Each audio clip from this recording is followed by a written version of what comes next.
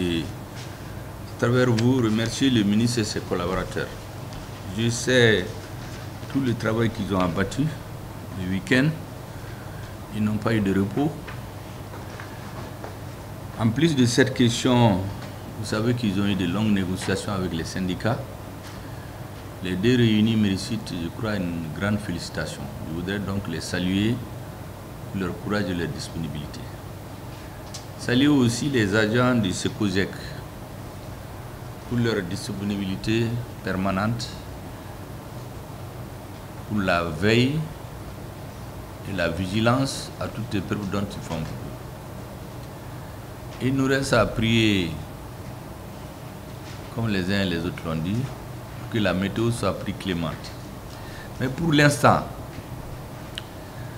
le président de la transition, vous savez, a demandé que nous puissions indiquer clairement à son intention, à l'intention des Maliens qu'il communiquera, est-ce que la date du 4 novembre pour l'ouverture des classes pourra être maintenue au regard de toute la situation et de sa complexité. En analysant donc les résultats fournis par les techniciens, nous pouvons arriver à deux conclusions principales. Trois conclusions.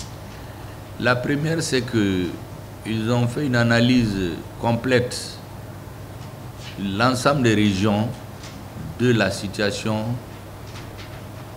scolaire d'un côté face aux inondations. Que pourra-t-on faire? Ils sont arrivés à une conclusion.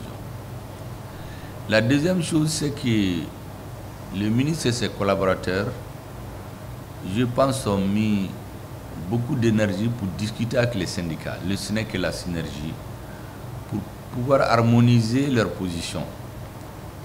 Parce que pour que les enfants puissent aller à l'école, vous avez l'État et les enseignants qui ont la plus grande responsabilité dans cette affaire.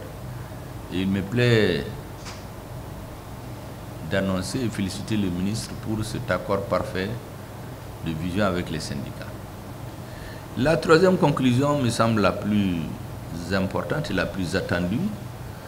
Elle découle des deux premières. C'est que la date du 4 novembre peut être raisonnablement proposée au chef de l'État pour qu'à son tour, il puisse retenir cette date et que le gouvernement informe les Maliens qu'effectivement, au regard de la situation générale, au regard de l'engagement et surtout de la détermination à faire en sorte que les enfants aillent à l'école, quitte à ce que les problèmes qui vont subsister ici et là, on les règle au fur et à mesure, mais pour l'essentiel, la rentrée du 4 novembre peut considérer comme être retenue sur l'ensemble du territoire national pour la rentrée scolaire.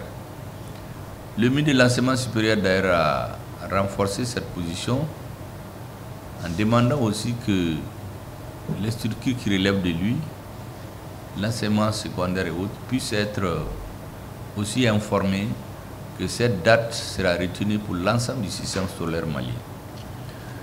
Donc tout en vous félicitant pour votre engagement et vos collaborateurs et tout ce qui a été fait ici et là, je voudrais